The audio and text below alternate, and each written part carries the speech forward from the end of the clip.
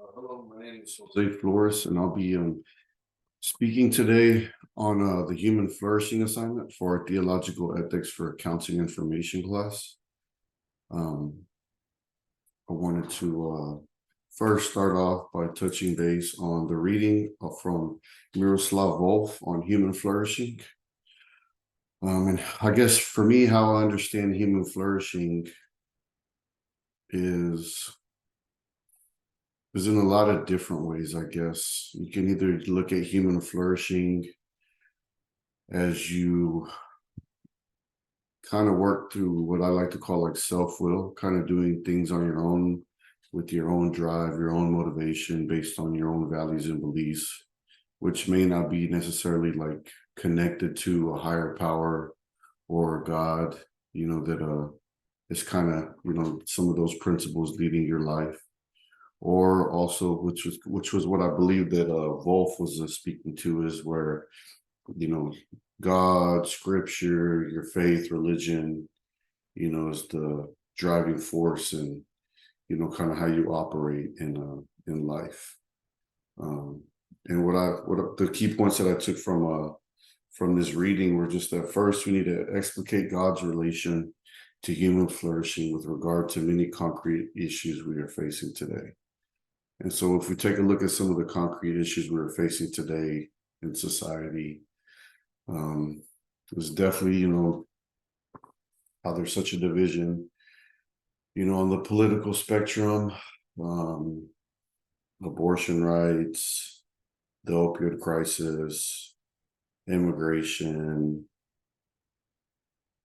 all the things that kind of affect our daily lives, either directly or indirectly, and things that are, some folks are very passionate about, but maybe don't see necessarily eye to eye. But if we're,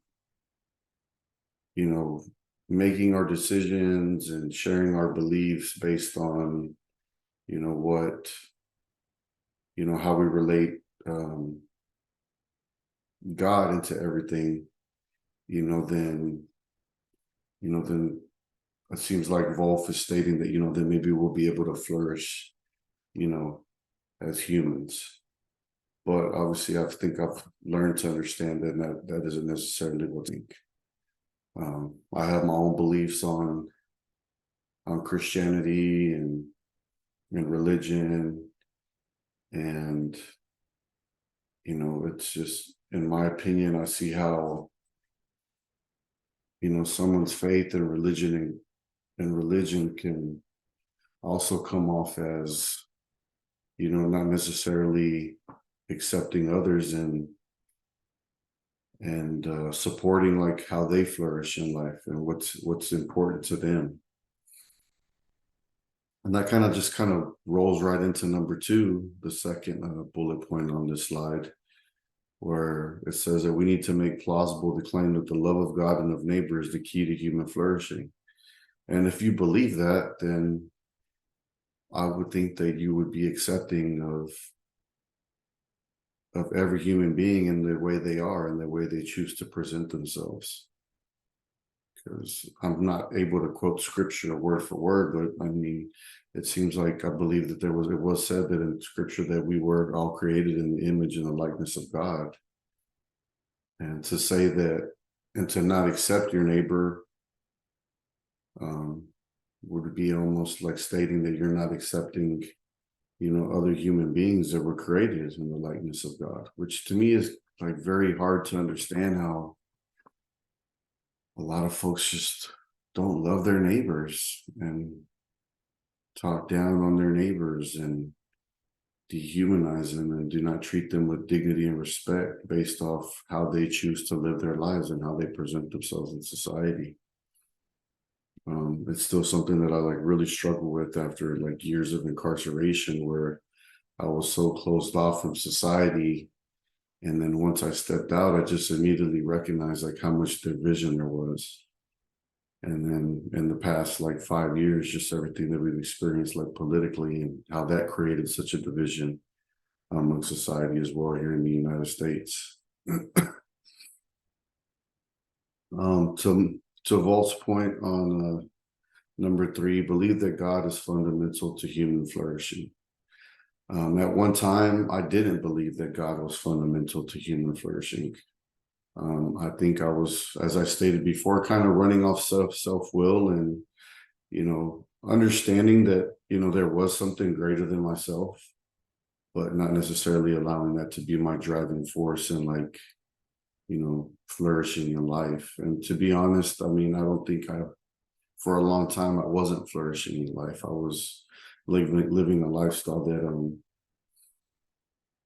wasn't very healthy for myself and for others around me. And so once I realized that my way of living wasn't working and decided to allow this driving force in my life to be a belief in a higher power, then in all honesty, I've seen things change in my life where I have been able to flourish, within the different systems that are in our society.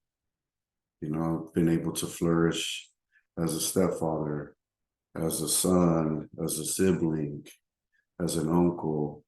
I've been able to flourish in the school systems, and accomplishing certain degrees and and other accolades. I've been able to flourish in my career, and as I've been able to kind of climb up the career ladder and increase salary and get promotions, and then I think I've also been able to flourish as as an advocate for people like myself that share the same lived experience. And I think all of that for myself wouldn't be possible if it wasn't for, my belief in a higher power and allowing God to kind of drive this journey that I'm on right now. I think what I'm struggling the most with right now is that,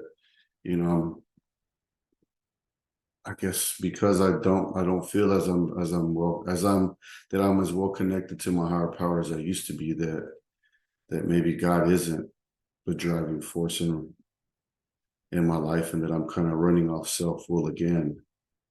And it's been hard, I guess, to kind of discern that if I'm doing the right thing, even with just going to school at seminary, and some of the decisions that I'm making in my relationship. And I guess what helped in the past to like really understand if, God was the key force to my flourishing in life was just having a relationship with God and talking to God through prayer and, and studying the word. And so my hope is that I'll be able to get back to the point where I believe that I'm walking side by side, on this journey of life with God being the driving force, if that makes sense. Um, uh, this wasn't a reading, but it was actually the podcast that really spoke to me. That Carl Eric Fisher had a conversation with a Professor Clancy Martin on how not to kill yourself was the title, and I loved hearing about Professor Clancy's recovery journey through 12-step based programs like Alcoholics Anonymous, and and I recognize that these programs are based on ideologies created by white men. But I mean, their membership just shows, how successful someone can be in their recovery journey. But even Professor Clancy Martin was able to point out how these programs have also contributed to stigma. My own recovery journey began while I was in prison when I attended my first Alcoholics Anonymous meeting. Not necessarily identifying as an alcoholic, but having a history of like past substance use issues, and working on rehabilitating myself while I was incarcerated. I figured that Alcoholics Anonymous might be like something positive that I could participate in, and at least maybe learn from others. And then upon my release from incarceration, I was mandated by my parole requirements to attend 12-step based programs. And so I was a avid participant in Alcoholics Anonymous meetings for quite some time. And not necessarily because I identified as an alcoholic, but because I needed to attend a certain amount of meetings to fulfill my parole requirements. But through participating in that process, I then came to start reading some of the literature. I mean the big book of Alcoholics Anonymous, and kind of recognizing some of the signs and symptoms of the disease of alcoholism in my own life, and some of the behaviors that I've had in the past due to the use of alcohol. So I started actually following the 12-step program of Alcoholics Anonymous and working with a sponsor, and then sponsoring other folks that were introduced to the program. But at the same time, working at a 12-state best treatment center as a substance use counselor, I saw how, these this approach and these ideologies were kind of pushed on everyone to follow this program, and I saw how that kind of contributed to stigma, because some folks weren't open to participating in the 12-state based program and wanted them to follow another pathway to recovery. And at the time, I was very, pro 12-step based for all recovery. It didn't matter what substance you were using or what type of, other co-occurring disorders you had. I was brainwashed into believing that this is what you needed to follow to reach abstinence, to reach recovery, and to, achieve the way of life that you wanted to live. My thinking has definitely changed. I believe that people can flourish, following the many pathways to recovery that I've learned about, if that's through utilizing medications as part of their recovery, specifically folks that have like opioid use disorder that are utilizing like methadone or buprenorphine or naltrexone as part of their recovery. I've seen also folks that have been diagnosed with alcohol use disorder that are utilizing naltrexone as well as part of their recovery. Folks that have co-occurring disorders that are also utilizing medications for their mental health wellness. I've seen folks that, don't necessarily practice abstinence as part of their recovery. They, have learned about harm reduction, where they may not be using illicit substances that were causing a lot of harm to them, but maybe they might be using cannabis as part of their recovery. And so one thing that I love that Professor Clancy Martin said was that, addictions are habits, and some are very destructive or necessary, or they can be helpful. Like something that kind of comes to mind is just the example of the individual that possibly is addicted to, going to the gym every day, and how that is, helpful towards their health and wellness and is part of their recovery. So that's something, a habit that's not necessarily destructive, but helpful to someone.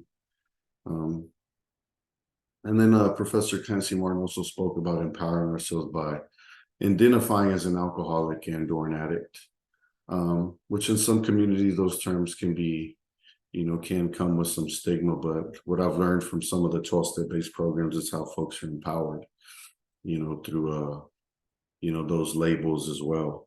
Me personally, in my recovery, I do identify as a person in recovery from substance use and mental health disorders, who at one time did present themselves as, "Hi, I'm Jose Flores and I'm an alcoholic and addict," but only in like certain settings such as 12-step based meetings.